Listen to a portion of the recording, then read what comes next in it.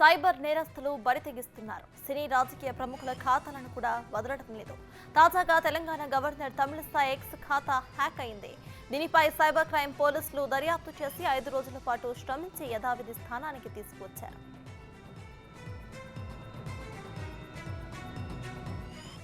ఈ నెల 14న governor Twitter ఖాతా హ్యాక్ అయినట్లు సమాచారం. రాజ్భవన్ అధికారుల ఫిర్యాదుతో సైబర్ క్రైమ్ పోలీసులు కేసు నమోదు చేసుకుని దర్యాప్తు చేశారు. ఇండియాలోని 3 IP అడ్రసెస్ నుంచి ఆపరేట్ అయినట్టు కూడా గుర్తించారు.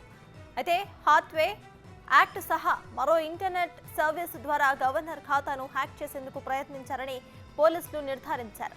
ఎట్టకేలకు 5 రోజుల అనంతరం యథావిధి స్థానానికి తీసుకువచ్చారు.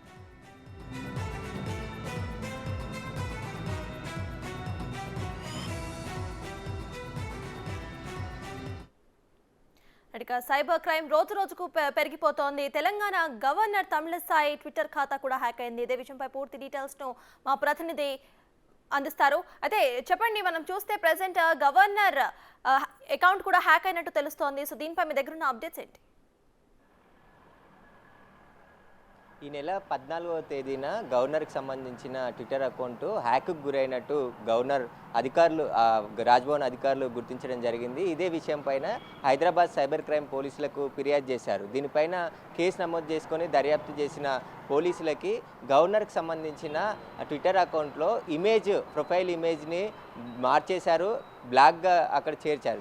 దీనికి సంబంధించి అనుమానం వచ్చి పోలీసులకు ఫిర్యాదు చేయడం జరిగింది. దీన్నే 3 IP అడ్రస్లతో హ్యాక్ చేసినట్టుగా సైబర్ క్రైమ్ పోలీసులు గుర్తించడం జరిగింది. దానికి సంబంధించిన విచారణ కొనసాగుతుంది. ఎవరు హ్యాక్ చేశారనేది ఇతర రాష్ట్రాల నుంచి ఈ హ్యాక్కి గురైనట్టు నిర్ధారించారు. ఆ IP అడ్రస్లు కూడా తెలిసిపోయింది కాబట్టి వారిని త్వరలోనే పట్టుకుంటామని చెప్పేసి కూడా సైబర్ క్రైమ్ పోలీసులు చెప్తున్నారు. ఇప్పుడు గవర్నర్కి సంబంధించిన ట్విట్టర్ అకౌంట్ ఏదైతుందో ఎక్స్ ఖాతా, దానికి సంబంధించి యథావిధిగా కొనసాగుతుంది. ఇప్పుడు ప్రొఫైల్ ఇమేజ్ కూడా అప్లోడ్ చేసేసి మళ్ళీ గవర్నర్ చేతికి అప్పచెప్పడం జరిగింది. ఇప్పుడు ఎలాంటి హ్యాక్ లేదని చెప్పేసి కూడా పోలీసులు చెప్పడం జరిగింది. వరుసగా గవర్నరే కాదు, ఎమ్మెల్సీ కవిత అకౌంట్ను కూడా హ్యాక్ చేయడం జరిగింది. మంత్రి దామోదర్ రాజనరసింహ అకౌంట్ హ్యాక్ చేశారు.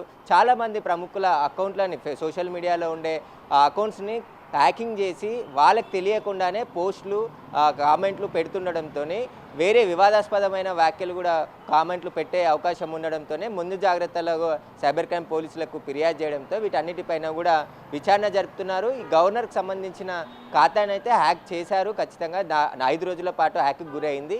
హ్యాకర్ల చేతిలోకి అకౌంట్ వెళ్ళినట్టుగా పోలీసులు గుర్తించడం జరిగింది. దానికి సంబంధించిన IP అడ్రస్లని 3 చోట్ల నుంచి IP అడ్రస్ ద్వారా ఈ హ్యాకింగ్కి పాల్పడ్డట్టు పోలీసులు నిర్ధారించారు. దీనిపైనే దర్యాప్తు కొనసాగుతుందని చెప్పేస్తున్నారు. ఈ మధ్యకాలంలో సైబర్ నేరాలు ఎవరిని వదిలిపెట్టడం లేదు. ఎందుకంటే సైబర్ క్రైమ్కి సంబంధించి విపరీతంగా చదువుకున్న వాళ్ళే మోసపోతున్నారు. ఎందుకంటే వాళ్ళే హ్యాండిల్ చేస్తారు కాబట్టి సోషల్ మీడియా అకౌంట్స్ కావచ్చు, సైబర్ మోసాలు కావచ్చు, ఇవన్నిటిపైన సైబర్ క్రిమినల్స్ అయితే ఏ అవకాశాన్ని వదిలిపెట్టకుండా అన్ని అవకాశాలని వాడి నేరాలకు పాల్పడుతున్నారు.